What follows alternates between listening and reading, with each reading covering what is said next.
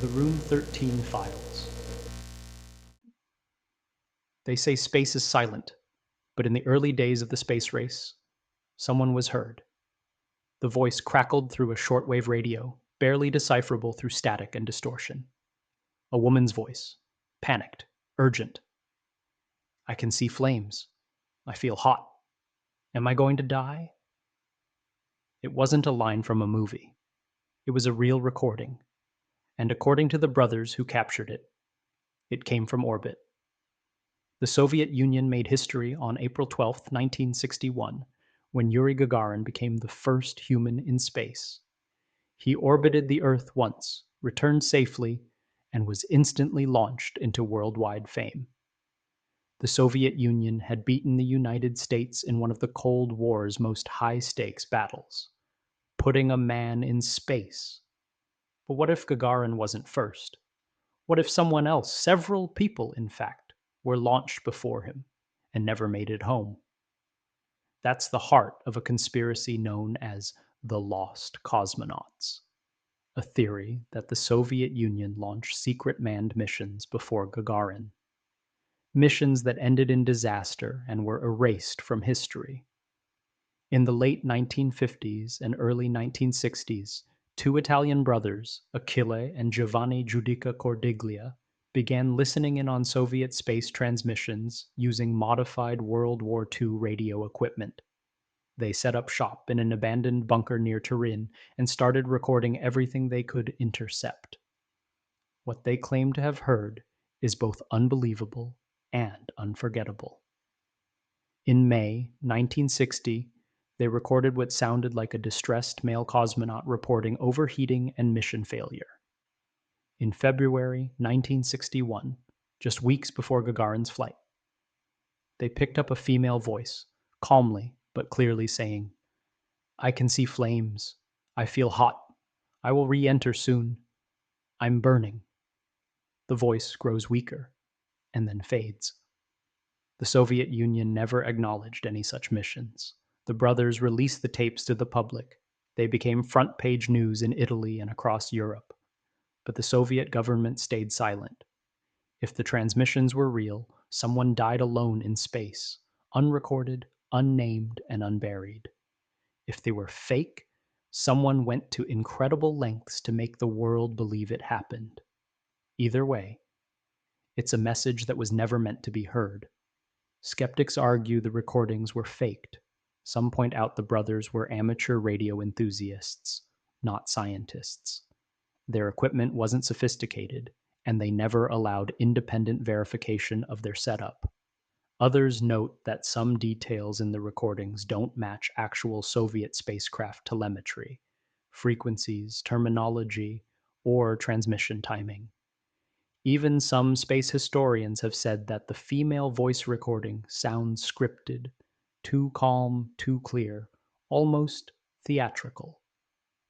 But here's the problem. While the tapes may be questionable, the pattern of silence around them only deepens the mystery. Multiple names have surfaced over the years. Cosmonauts who were reportedly part of the early Soviet space program, only to disappear from the official record. Vladimir Ilyushin, a high-ranking test pilot who some claim was launched days before Gagarin, but crash-landed in China and was captured. Alexei Ledovsky, Andrei Mitkov, and Maria Gromova, rumored to have been part of early failed launches in the late 1950s. A photo of Soviet cosmonaut trainees once appeared in public, and was later republished with certain individuals airbrushed out. That's not speculation. That's documented Soviet behavior. The Cold War space race wasn't just about exploration. It was about image, dominance, and power. A failed launch, especially one that resulted in death, would have been catastrophic to the Soviet Union's narrative of control and superiority. So what's easier?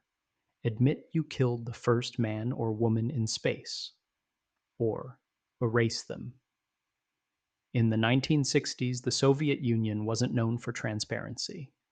Failed rocket launches were often declared successful, even when they exploded on the pad.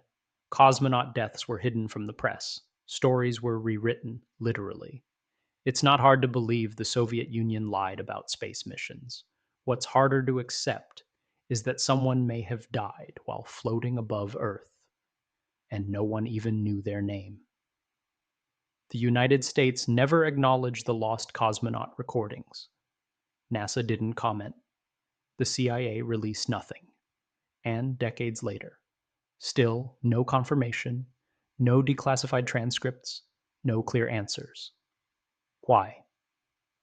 Historians and intelligence analysts have debated that silence for years, and while no one knows for sure, a few theories continue to resurface. Theory 1. Lack of proof. Maybe the US didn't have concrete evidence. The Judica-Cordiglia tapes were compelling, but not verifiable. Without wreckage, names, or confirmed telemetry, calling the Soviets out may have been a risky move. Theory 2. Protecting surveillance secrets. Admitting we intercepted those signals might have exposed how deeply we were spying, compromising missions, satellites, and classified programs. Theory 3. Complicity in the cover-up. If we knew the Soviets had failed missions and stayed silent, we weren't just observers. We were participants in the lie. Theory 4. The most damning possibility. What if we said nothing? Because the transmissions were real. Because they proved the Soviets were already ahead. Far ahead. So far ahead that they were losing people before we even got off the ground. In Cold War diplomacy, silence isn't just secrecy, it's strategy. Over the decades, official space agencies and historians have worked to dismiss the lost cosmonaut theory. NASA has never acknowledged any intercepted signals, and post-Soviet Russia has released hundreds of previously classified documents. But not all of them.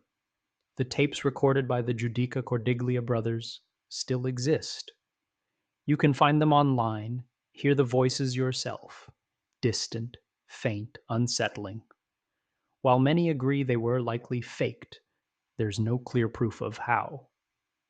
Even the most skeptical experts admit the Soviet Union absolutely had the motive to cover up early failures, and it wouldn't be the first time lives were sacrificed in the name of progress, or propaganda. The idea of forgotten space travelers, adrift, erased, has appeared in countless stories, films, and internet threads. One of the most chilling theories? That some of these early cosmonauts never crashed, but instead were stranded in orbit, their capsules still circling the Earth silently to this day. That's science fiction, of course. Probably. The Soviet Union launched a man into space, and the world celebrated. But what if that wasn't the beginning of the story? What if it was the first success after a string of silent tragedies, if even one of those voices was real? Then, somewhere up there, beyond the clouds, someone died staring down at a world that never knew their name. They don't want you looking too close, but if you're with us, hit like. Leave a comment, subscribe before they pull the plug. File 006, case closed. We uncover the stories they tried to hide. We open the files they never wanted found. This is another entry from the Room 13 files.